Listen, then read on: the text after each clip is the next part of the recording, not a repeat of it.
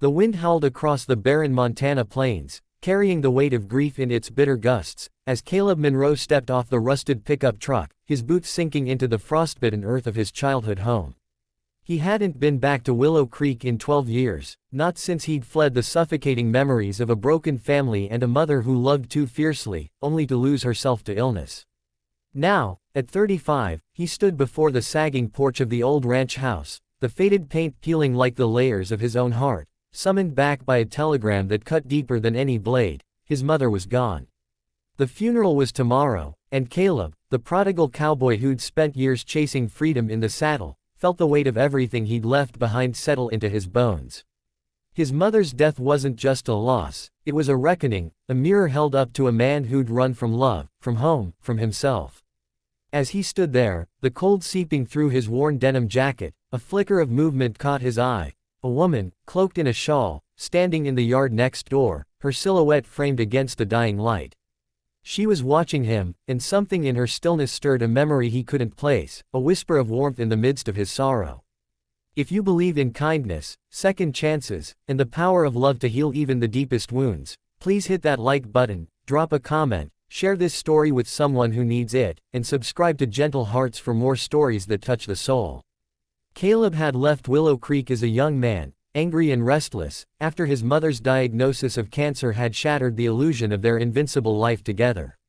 She'd been his anchor, Eleanor Monroe, a woman who could tame wild horses with a gentle hand but couldn't tame the disease ravaging her body.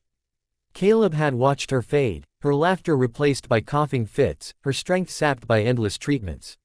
He'd promised her he'd stay, but the fear of losing her had been too much. So he'd run, first to the rodeo circuits, then to the open road, chasing horizons that never quite filled the void. Now, standing in the shadow of her empty house, he felt the guilt of his absence like a stone in his chest. The town hadn't changed much, the same dusty main street, the same weathered faces in the diner, the same church steeple piercing the sky. But Caleb had changed. The years had carved lines into his face, and the reckless spark in his eyes had dulled to a weary flicker. He was here to bury his mother, to face the past he'd abandoned, but he didn't know how to begin.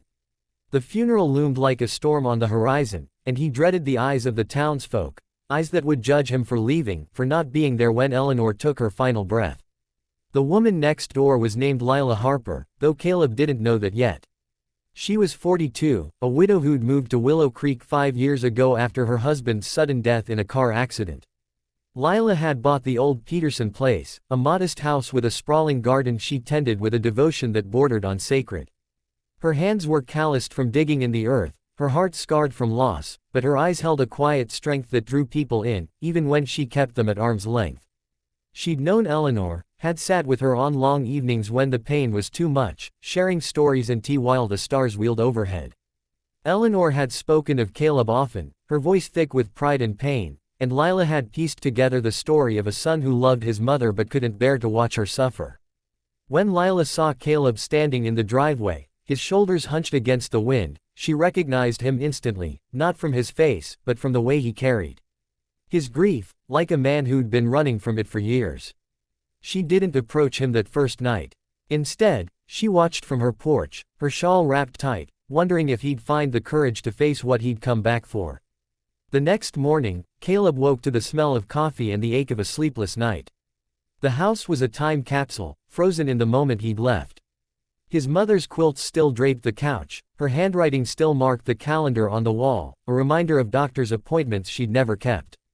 He moved through the rooms like a ghost, each corner holding a memory. The kitchen where she'd taught him to make biscuits, the living room where they'd danced to old country records, the bedroom where she'd whispered stories of his father, a man Caleb barely remembered.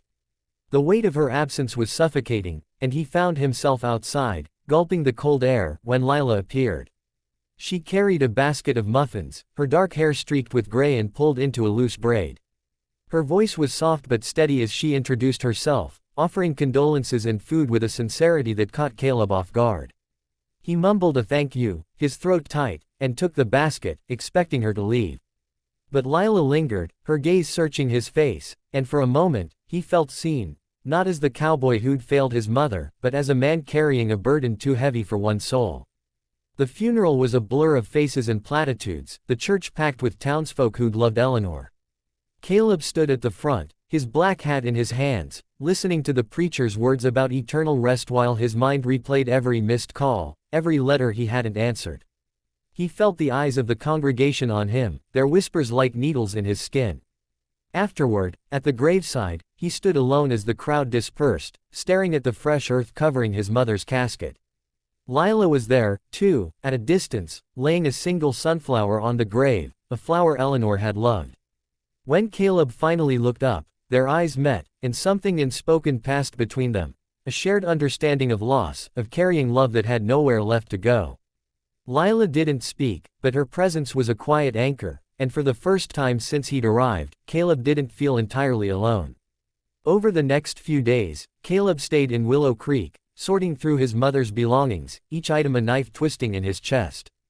The ranch was in disrepair, the barn sagging, the fences broken, a testament to the years Eleanor had struggled alone. He worked from dawn to dusk, fixing what he could, as if repairing the house could repair the past. Lila became a constant presence, not intrusive but steady, bringing coffee in the mornings or inviting him to share a meal in the evenings. She didn't push him to talk, but her quiet questions, about the ranch, about his travels, about the man he'd become, drew him out.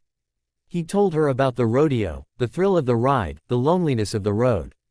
She listened, her hands wrapped around a mug, her eyes reflecting a grief that mirrored his own.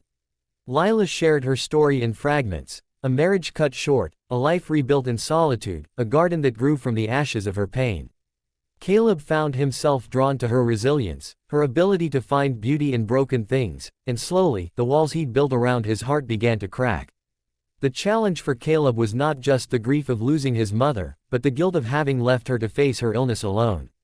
Every night, he lay awake, haunted by the image of her in that hospital bed, waiting for a son who never came. He wanted to stay in Willow Creek, to honor her memory by saving the ranch, but the weight of his failure made him feel unworthy. Lila saw this struggle, saw the way he punished himself with every nail he hammered, every fence he mended. One evening, as they sat on her porch, the sky ablaze with the colors of sunset, she told him about the last time she'd seen Eleanor. His mother had been frail, her voice barely a whisper, but she'd spoken of Caleb with love, not blame. She said you were her wild horse, Lila told him, her voice soft. She knew you had to run, but she always believed you'd come back. Those words broke something in Caleb, and for the first time since he was a boy, he wept, his head bowed, Lila's hand resting gently on his shoulder. As the weeks passed, Caleb and Lila's connection deepened, rooted in shared silences and small acts of care. She taught him to tend her garden, showing him how to plant seeds in soil that seemed barren, how to nurture life from nothing.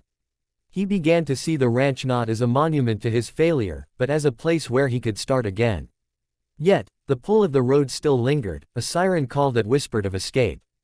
The night before he was set to decide whether to sell the ranch or stay, a storm rolled in, the kind that shook the earth with its fury. Caleb found himself at Lila's door, soaked to the bone, his heart a tangle of fear and hope. She pulled him inside, her hands steady as she dried his face with a towel, and in that moment, he saw it, a future where he didn't have to run, where love could be a home, not a chain. He kissed her, tentative at first, then with the desperation of a man who'd found something worth staying for. Lila kissed him back, her own fears melting in the warmth of his touch, and for the first time, both felt the possibility of a life rebuilt from the ruins of their pasts. By spring, Caleb had decided to stay. The ranch became his redemption, a place where he poured his grief into rebuilding, not just the land but himself. Lila was by his side, her garden now spilling over into his yard, a riot of color that spoke of second chances.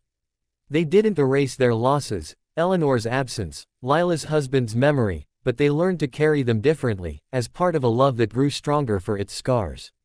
The townsfolk noticed the change, saw the way Caleb's eyes softened when he looked at Lila, the way her laughter echoed across the plains. Willow Creek became a home again, not just for Caleb, but for the man he was becoming, and for the woman who'd shown him that love could bloom even in the hardest seasons. As the sun set over the ranch one evening, Caleb stood with Lila, their hands entwined, watching the horizon glow. He thought of his mother, of the way she'd loved him despite his flaws, and he felt a peace he hadn't known was possible. The road no longer called to him, he'd found his place, not in running, but in staying. Lila rested her head on his shoulder, her shawl catching the breeze, and together they faced the future, two broken hearts made whole by the courage to love again. If this story of loss, redemption, and the healing power of love touched your heart, please hit that like button, share it with someone who needs a reminder of hope, and subscribe to Gentle Hearts. Your support keeps these stories alive. Before we end, please leave a comment below sharing what this story meant to you or how it reminded you of your own journey. We'd love to hear your thoughts.